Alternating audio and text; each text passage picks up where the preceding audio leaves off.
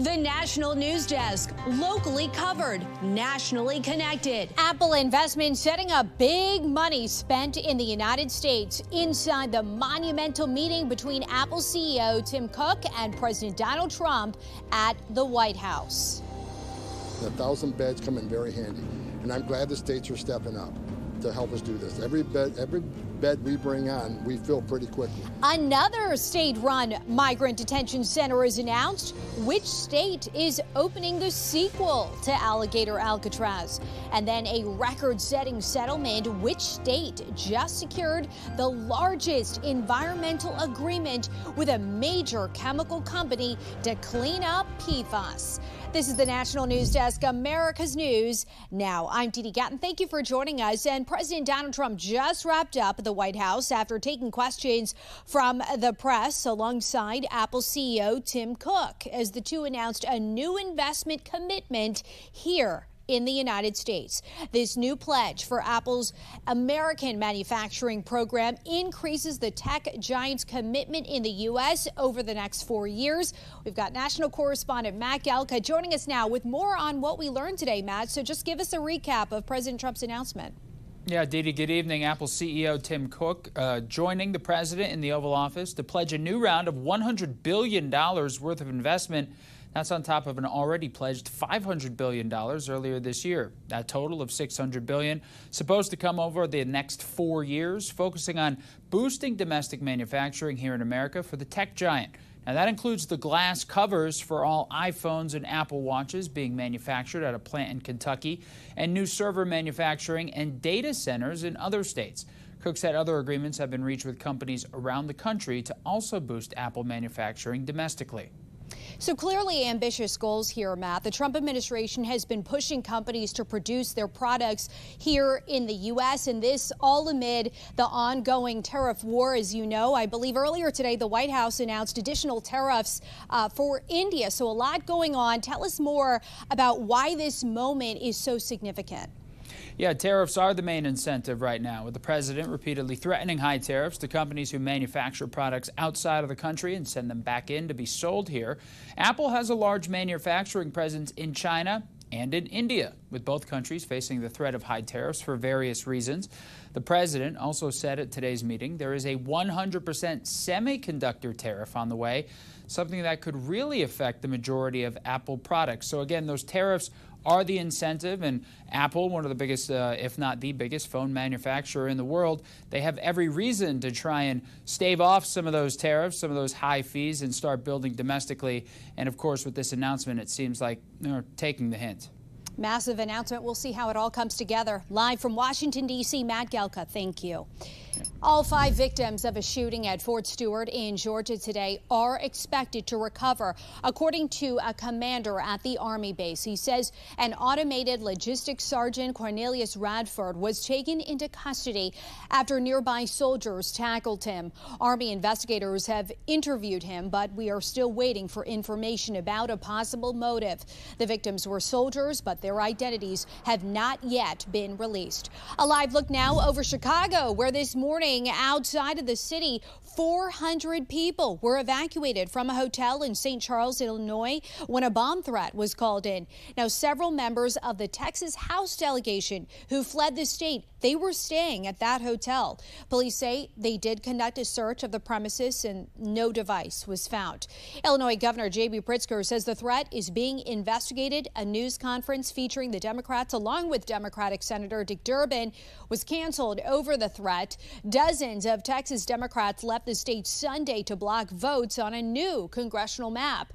Texas Republicans are ramping up their efforts to get the Democrats back, including with lawsuits. While in Texas, the special session remains stalled without a quorum. But that didn't stop a Texas House committee from advancing legislation responding to the fatal floods last month. Still, Democrats in the House say these bills were just a shield to promote the maps instead of helping Texans in need.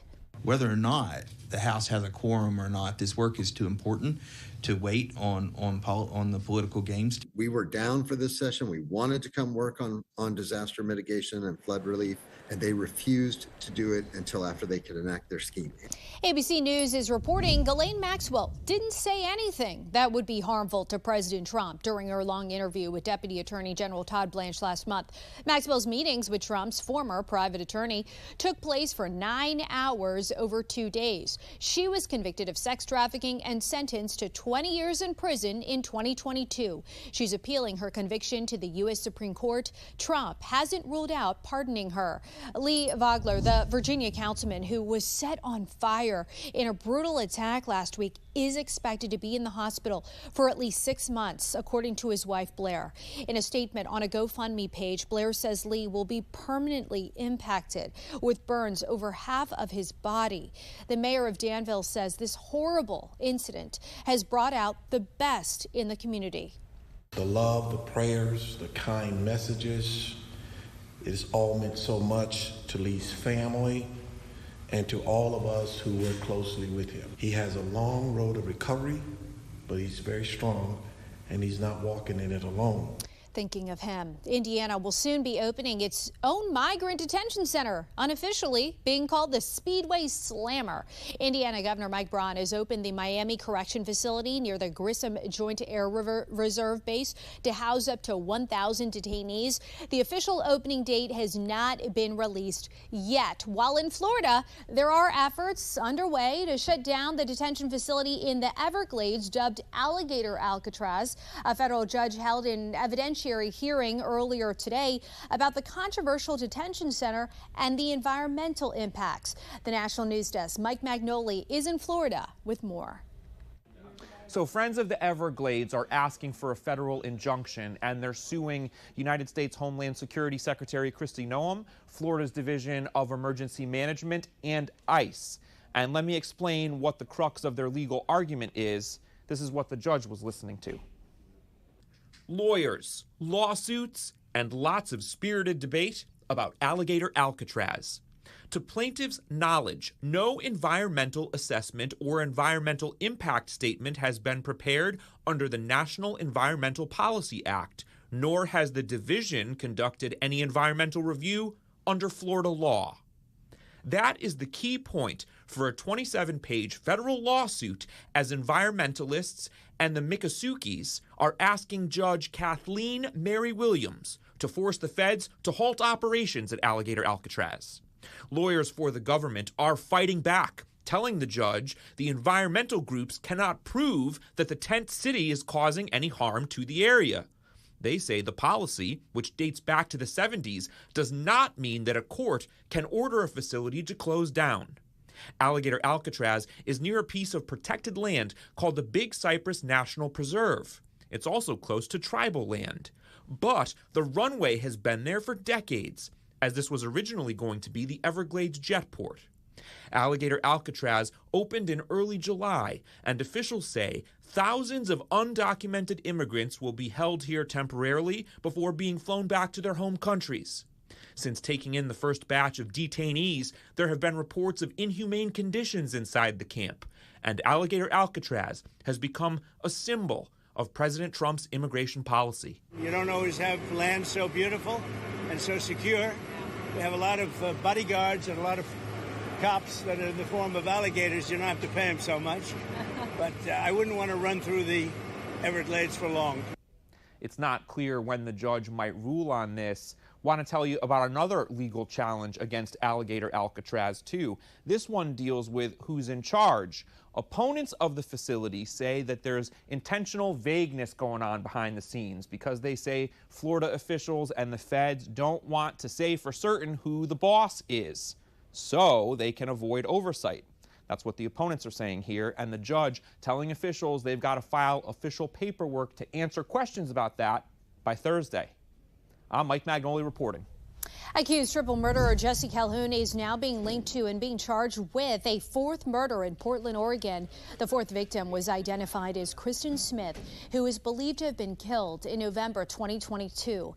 Calhoun was arrested in June 2023 on unrelated parole warrants and indicted on 3 murder charges in May 2024. Calhoun is being held without bail and faces trial in 2027. He has pleaded not guilty to the original 3 murders. The Department of Health and Human Services is canceling 22 vaccine development projects totaling about $500 million. The projects involve mRNA technology used to fight respiratory viruses like COVID-19 and the flu. According to the agency, the decision follows a review of mRNA-related investments that began during the COVID-19 pandemic. Health Secretary Robert F. Kennedy Jr. says the vaccines failed to protect effectively against upper respiratory infections. He notes the funding is being shifted towards broader vaccine platforms. Critics say this will undermine the ability to rapidly counter future biological threats. The CDC is warning people traveling to China about a virus outbreak there, issuing a level 2 travel notice. The Hong Kong area has recently reported over 7,000 cases of chikungunya. The virus causes joint pain, fever, and fatigue starting 3 to 7 days after a mosquito bite. The CDC says traveling to a few other countries like Brazil also increases your risk. The last person charged in connection with actor Matthew Perry's death is now set to go to trial on September 23rd. 42-year-old Jasveen Sangha is charged with 5 counts of distributing ketamine, including 1 count resulting in death. Sangha has pleaded not guilty and remains in federal custody. All 4 of the others who have been charged have pleaded guilty and are awaiting sentencing. Actress Kelly Mack is dead at age 33, we have learned. She's best known for her role as the character Addie in season 9 of The Walking Dead. She was also in Chicago Med and 911. The cause of her death was a cancer of the nervous system. According to a social media statement, she passed away peacefully in her hometown of Cincinnati. Coming up, a 3-hour meeting with Vladimir Putin and new tariffs on India, the latest in President Trump's push to get Russia to end its invasion of Ukraine.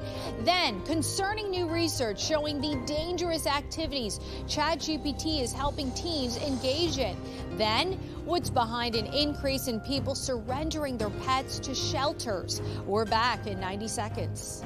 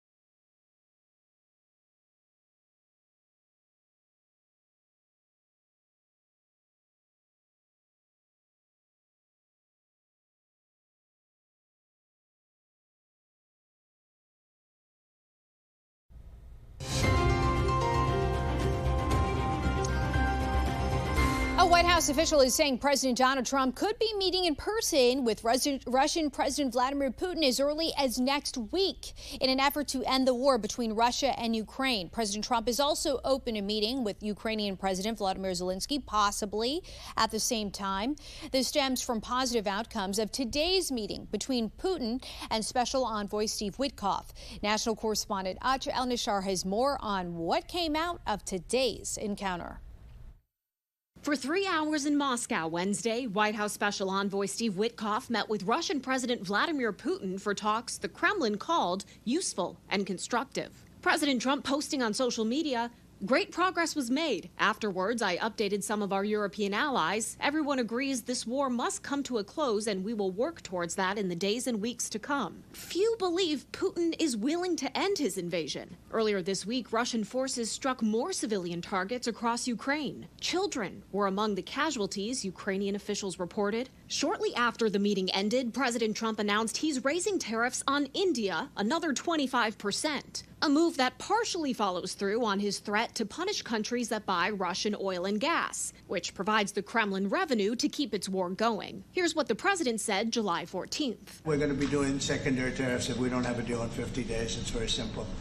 And they'll be at 100%. That deadline was shortened, and now Trump denies he said the tariffs would be 100%. Well, I never said a percentage, but we'll be doing quite a bit of that. On top of Trump's universal tariffs taking effect Friday, these punitive Russian energy tariffs mean Indian products coming into the U.S. will be subject to an import tax of 50%. India says their energy trades are based on market factors with the objective of keeping prices low for Indian citizens. A spokesperson for India's Ministry of External Affairs says in part, "It is therefore extremely unfortunate that the U.S. should choose to impose additional tariffs on India for actions that several other countries are also taking in their own national interest."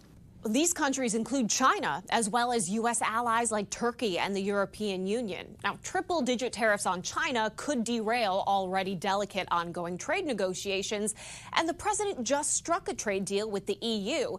It's unlikely he'd jeopardize that with new tariffs.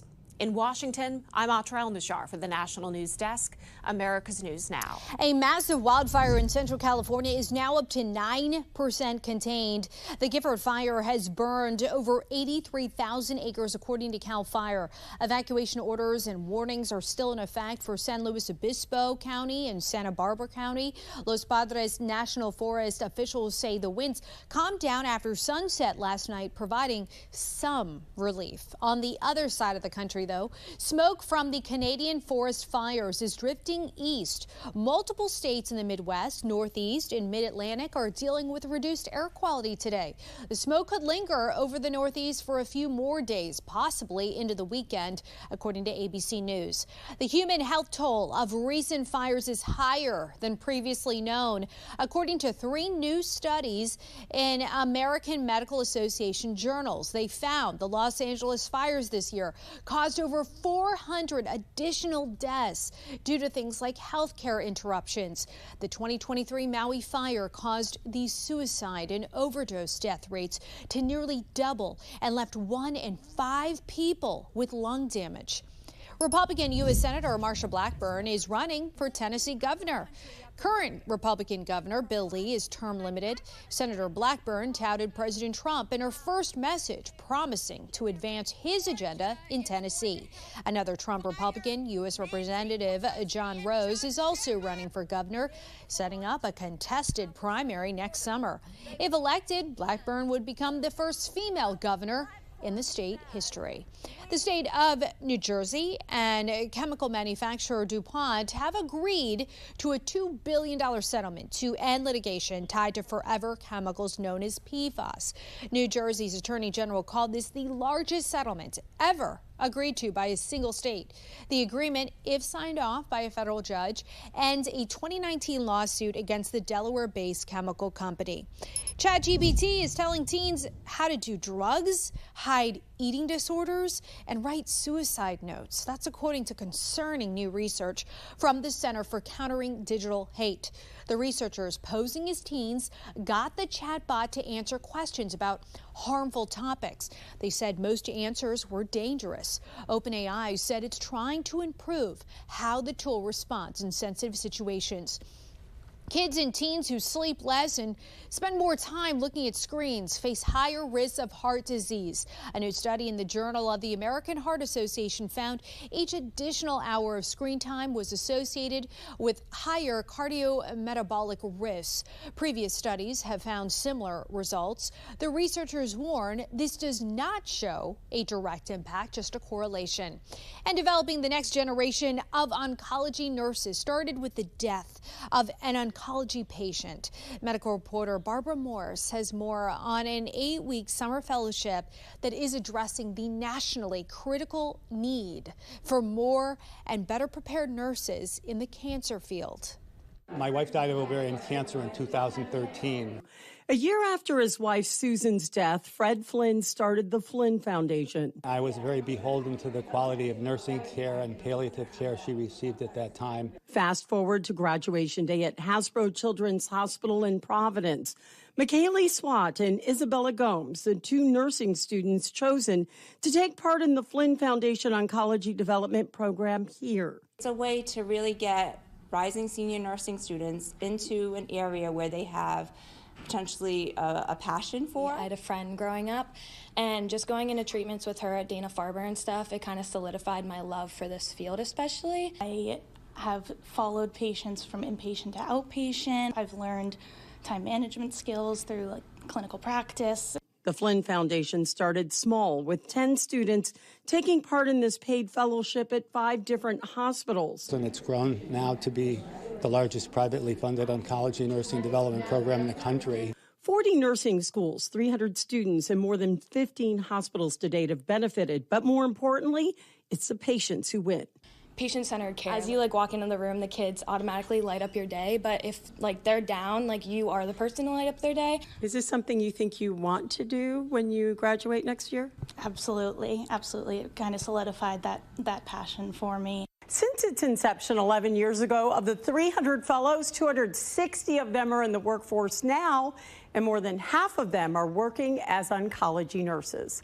I'm medical reporter Barbara Morse. Coming up, the impact a newly approved next-gen warning system will have if another flooding disaster hits Texas. We're back in 90 seconds.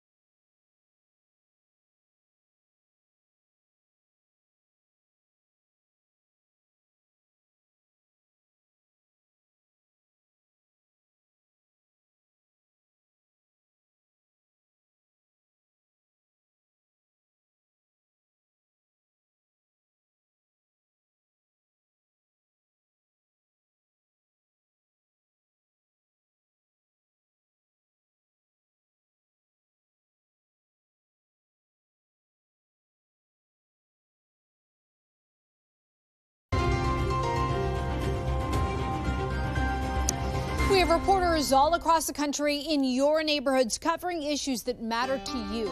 We are taking the pulse of America, and we start in Bexar County, Texas, where a new flood warning system has been approved. Officials are calling the next-gen flood warning system a multi-pronged approach to improving flood readiness countywide. The River Authority laid out its vision for this next-generation warning system at all the low-water crossings across the city and the county. and we agreed 100% that this is the direction we need to go. It will immediately save lives in the next major weather event. Though the Bexar County Regional Watershed Management Partnership, or BRWM, has invested more than $2 billion on flood mitigation, the new system is geared towards prevention and early notification, using real-time data from flood gauges to detect water levels at an estimated cost of $21 million. Dogs like Zero are one of many pets being surrendered by their owner. The majority of people who have a pet, they really don't want to surrender their animal. The shelter seeing a 37% increase in pet surrenders. Financial pressure from rising costs is a big reason why. Access to care is a big issue in animal welfare for dogs and cats. Access to veterinary care, access to food to feed your animals, access to apartment rentals that house animals, things like that. So really anywhere you go, there might be a barrier. Everybody's kind of in the same boat in that we're seeing inflation in different areas. The shelter really tries to help pet owners from having to surrender their animals, but sometimes it isn't enough. A woman has been rescued after having an anxiety attack during an outdoor adventure program at a park in Ohio. A park official says it happened when the women's group got to the last stage of the course, which involves climbing metal rings and crossing a narrow moving bridge. The fire department and park rangers stepped in and brought the woman down safely. Yeah, so we have done extensive training with Columbus Fire. Just because of situations like this that may happen, our rangers are very well trained. Safety is the ultimate thing. It's a fun thing to do. It's an exciting thing to do. It's an exhilarating thing to do. We always want people to be safe. Coming up, when you can watch the first Major League Baseball game ever with a female umpire. We'll be right back.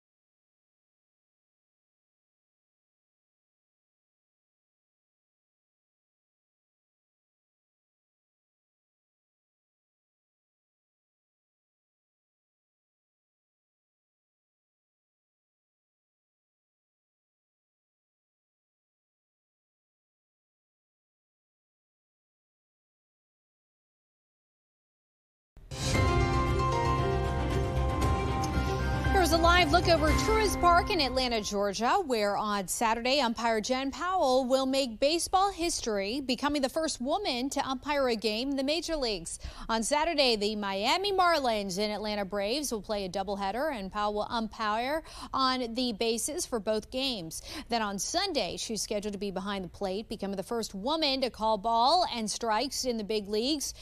And she has been umpiring in the minor leagues since 2016 and is one of only 17 minor league umpires eligible for promotion to the MLB this season. That's going to do it for us for this edition of the National News Desk. We invite you to join us again this evening as we look into the back and forth of the Department of Justice's plan to potentially release more Jeffrey Epstein documents. The latest twist that may have canceled a high-profile dinner at the Vice President's house. I'm Dee Dee Gatton. Thanks for watching. We'll see you tonight at 10.